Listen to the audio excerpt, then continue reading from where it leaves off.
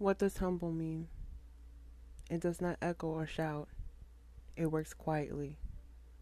Stephanie Van Hassel.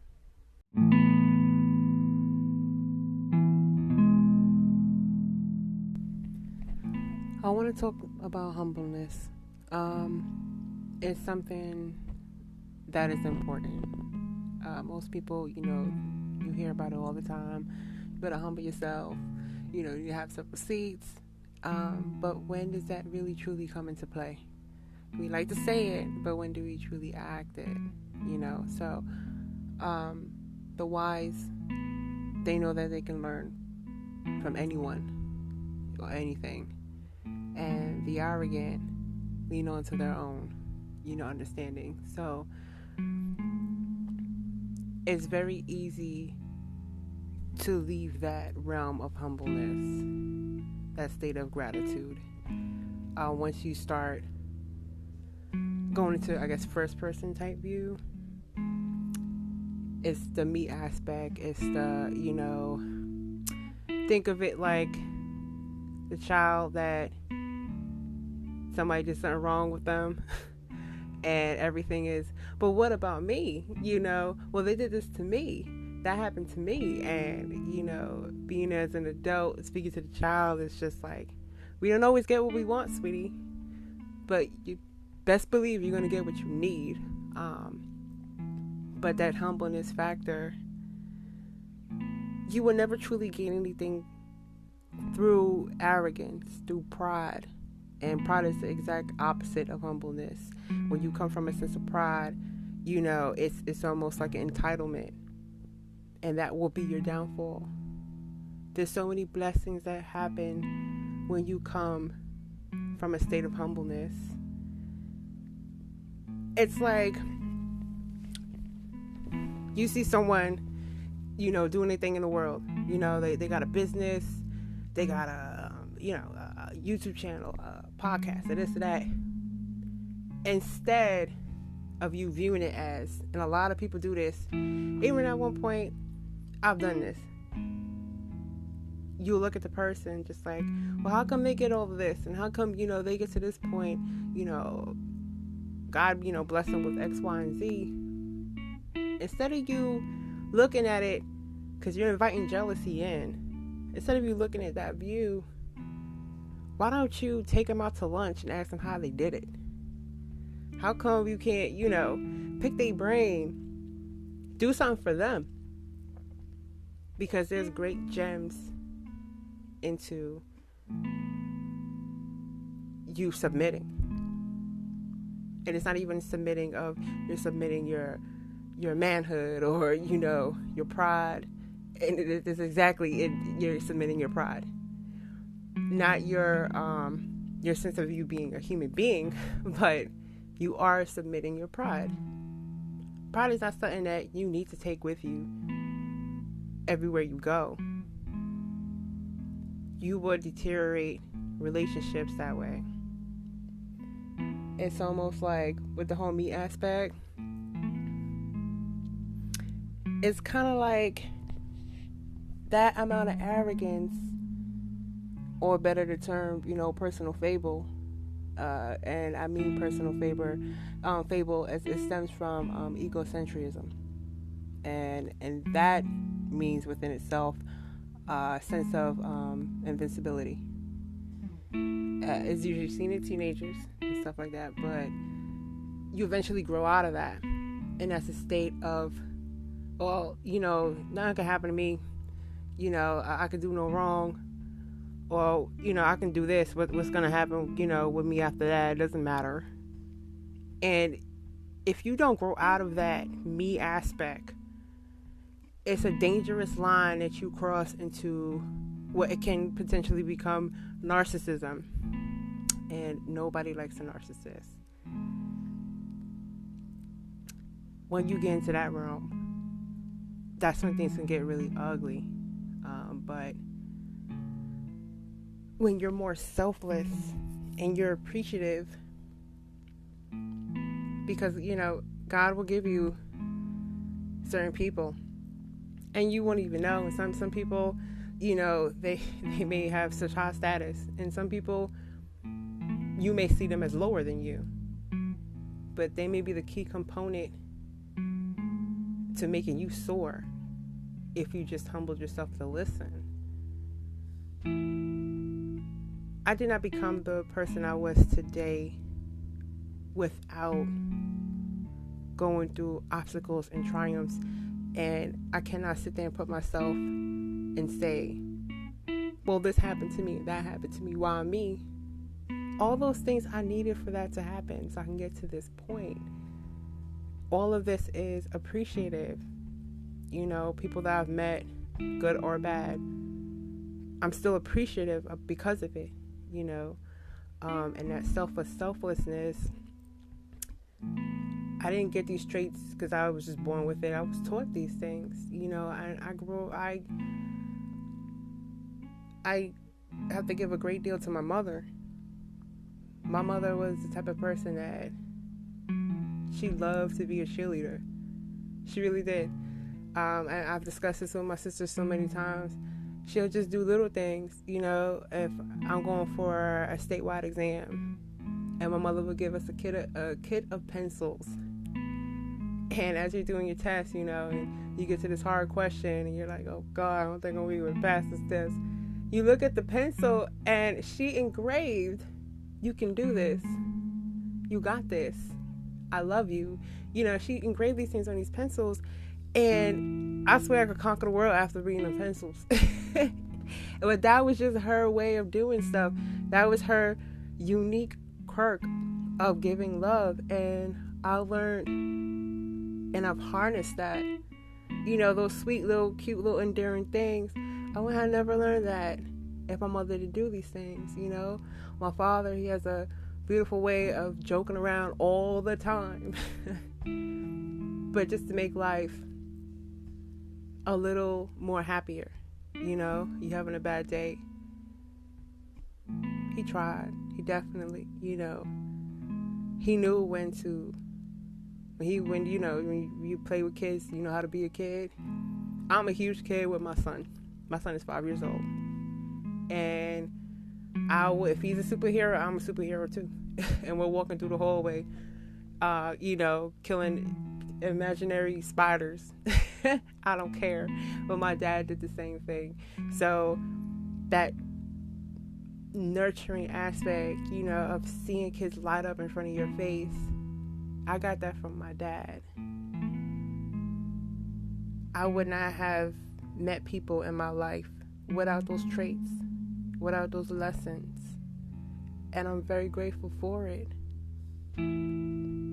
It's kind of unimaginative to meet people and they're, what do you mean not as nurturing? What do you mean, like, I got this? You would think it's normal, and it's sometimes it's not.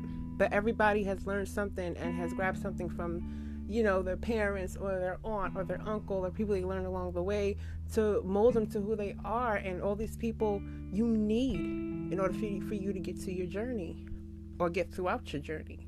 Some things you need to learn. And if you go through life, once I got to the point of letting it go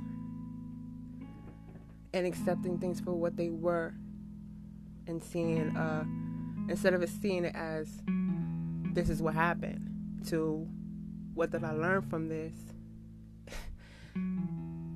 you almost want to thank the person for it, because it's just like, I would have never learned any other type of way.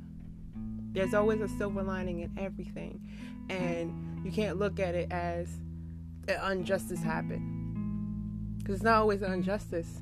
Sometimes that act was something that needed for you to break that mold, to break break the ceiling for you to grow. All these things are needed, and there's a lot of positive things that come with meeting people. I wouldn't be so loving if my mother didn't love me the way she did. I wouldn't be so nurtured if my father didn't love me the way he did. And it's, there's a lot of people that I've met in my life that don't understand it. But then I met a lot of people that did understand. And I was able to take something from them, as well. It's a powerful thing. That gratitude, it doesn't come easy. It takes a lot of stumbling, falling, breaking of bones. But once you get there, it's a beautiful thing. And you get a lot of blessings out of it. Many people look at blessings as a materialistic thing. I got a house and I got $1 million and I got my own island, or I was able to travel the world. Sometimes blessings is waking up the next morning. Sometimes blessings is you got healthy lungs. Sometimes the blessing is you got one more chance to do this right. You got another day to get this correct. Sometimes blessings is being able to help other people. Because all these people I've encountered in my life have helped me. Whether it was a good lesson or a bad lesson. Happy times or bad times. I'm appreciative for it. I'm not saying it's justified that they bad times were correct. No. But I do understand that there's a bigger picture with this. And if you can understand that there's a bigger scheme in all this, that you are just a speck of dust in this whole realm of a plan. The plan that God has nothing to do with your story. And doesn't solely go into it. There's many storylines that go into his plan. And there's many people. It's like an intricate web. And they all, unfold what the purpose is, and that pretty much is to give the glory up to God. Like, if you think that everything that you've done in your life, I got 20 degrees, I read all these books, I wrote all these books, I'm on national TV, I'm doing this, I'm doing that, or whatever. If you think that all these, attributes to you is not something that God did not allow you to have or gave you the blessing for you to obtain, then you are going to fall. Because I know every single time I try to lean to my own understanding and do things my way, or just think of, I got this, I just need, to do it my way. I failed every time. I needed God's guidance for me to keep going. And sometimes when you think that this is how it's supposed to be, why didn't this work? Because sometimes God doesn't need for it to work, because he has something bigger for you. Who's to know? But I tell you this, if you learn from your steps and you're grateful for all the lessons that he teaches you, he will give you more lessons and he will give you more triumphs. You'll be able to battle David and Goliath. You'll be able to battle more giants because of the armor that God gives you.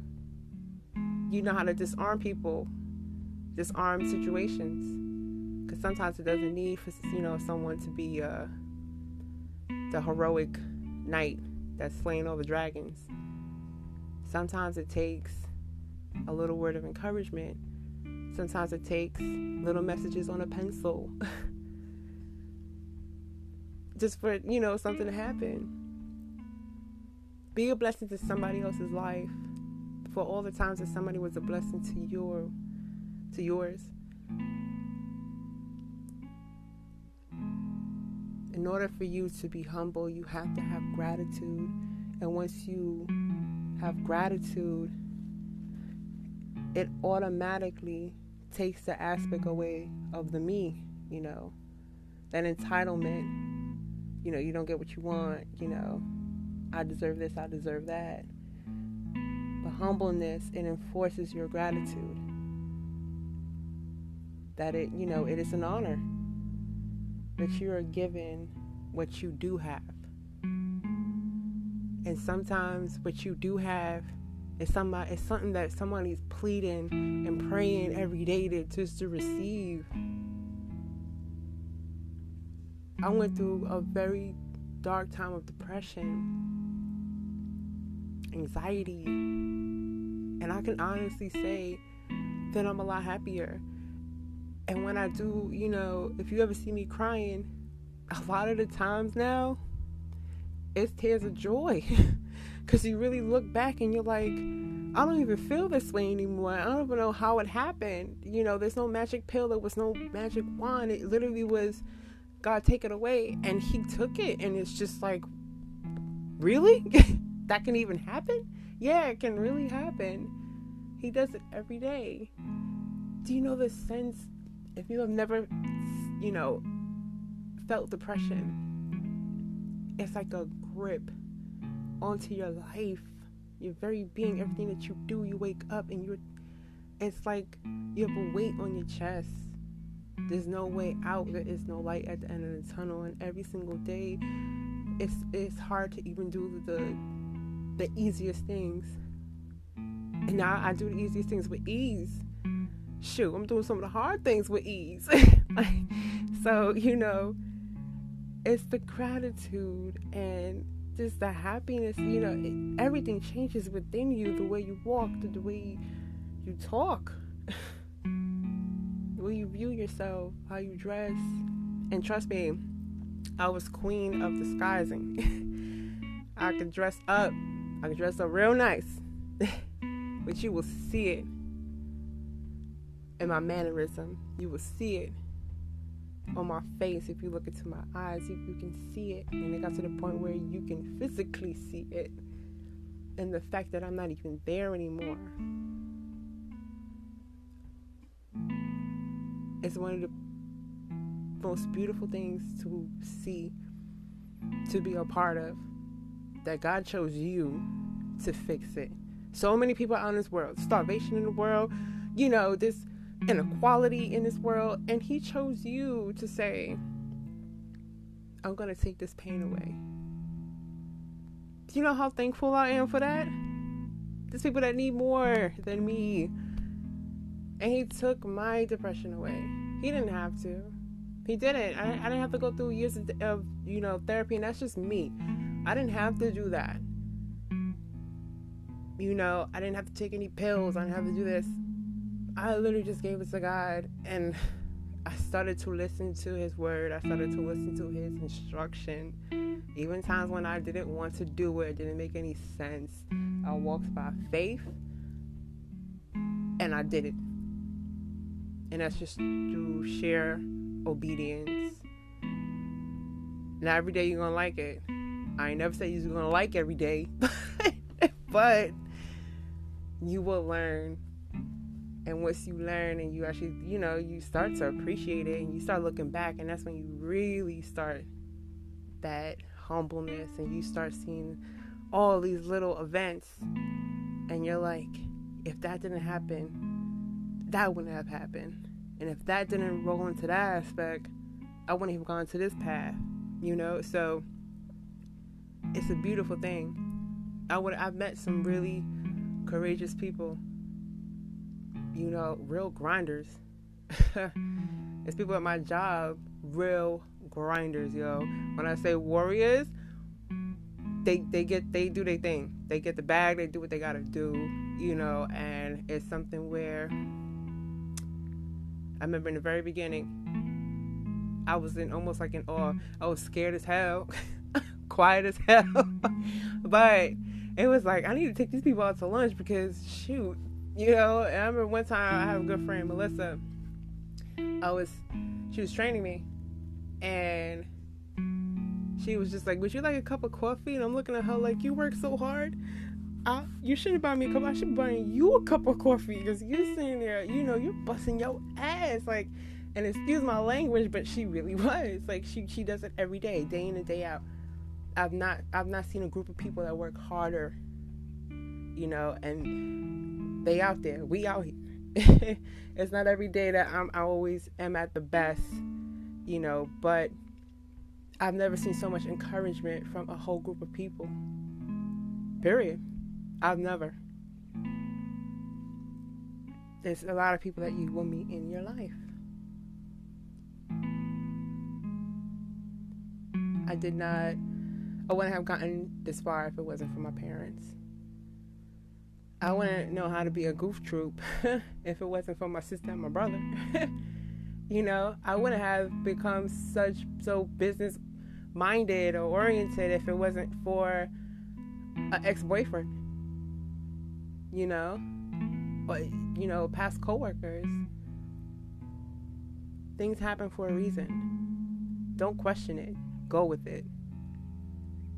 And be humble enough to appreciate every single step of the way. So what, you skid your knee? You ain't die. Be grateful you ain't die. Because you could have. I could have. But I'm still breathing. And I'm a lot stronger than I was a year ago, a week ago, a day ago. And there's still things I have to battle. I have to battle them every day. But I'm doing it. God will give you enough. You know, He will give you but so much that you can bear. He knows how much you can handle. And even if you're sitting there playing and pleading, well, this happened to me, I'm so weak, you know, I can't handle this. God tells you, you can handle it. Get up. Get up. And I'm a big advocate of saying get up, but it's true. Because those were the words that are ringing in your head. But you don't think that you're strong enough. You know, and I forgot the saying, but it literally is in Winnie the Pooh. And he's telling Christopher, you know, you're braver than you think. You're smarter than, you know, what you know. Like, I forgot the exactly what he says. But a lot of times when we stay within that me aspect, a lot of times you start to wallow, you know, and then you start to... bitterness can come from that. Jealousy can come from that. You know, self-loathing can come from that. You start thinking that I can't do it. And God's telling you, you can do it. What are you talking about? You can do it. And He will use people. He'll use people you don't even know to tell you you can do it. Stop looking at yourself. Stop coming from that pride that I don't have to listen to nobody. I don't have to, you know, what it's nothing wrong with me. There's everything wrong with you if you cannot look outside of you. If you can't see other people's point of view, you can't see try at least to look at the bigger picture. There's something majorly wrong. Because you're so wrapped up and consumed in that injustice of what happened to you that you can't grow from out of it. Your roots are not like they're pot bound. A plant could only grow so big in a small pot. And you putting the cap on God. You putting the ceiling over God. God's telling you, you can go as big as this building. You can go as big as this sky. And you standing there like, I can't do this because, you know, when I was 5, this person said this. So what? Girl, I ain't tell you that. Get up. Forget little Susie down the block. I told you can do it. And you sitting there so much up in the aspect, so much pride of, well, she shouldn't have said that. Maybe because she said that gave you fuel enough for you to do it. You know? Don't take everything as... Definitely don't take everything as... if it's an insult, don't take it as a hindrance. You use that to propel you because you remember exactly who little Susie was. You know? And you're like, I'm going to do it because of that. And sometimes if you befriend Susie, you find out Susie, you know, can actually be a benefit to you. Not for nothing. Some enemies don't have to be enemies. And sometimes Susie wasn't an enemy, it was probably you. You never know. But it takes you have to come in the avenue of being of service. Jesus washed his disciples' feet. Jesus is the head honcho. What are you doing washing your disciples' feet? But he did, and he fed them. Start to wash other people's feet. You may learn something, or they may learn something. You never know who you touch. You never know what lives you can change if you come from an aspect of serving. Start coming from less of the sense of self and be selfless. You'd be surprised what you learn.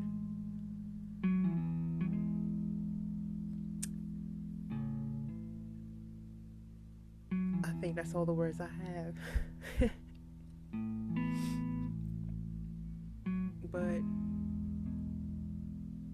I do hope that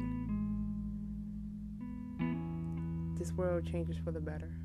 And I do hope that you receive all the happiness that you ever wanted and wished for. I hope God blesses you.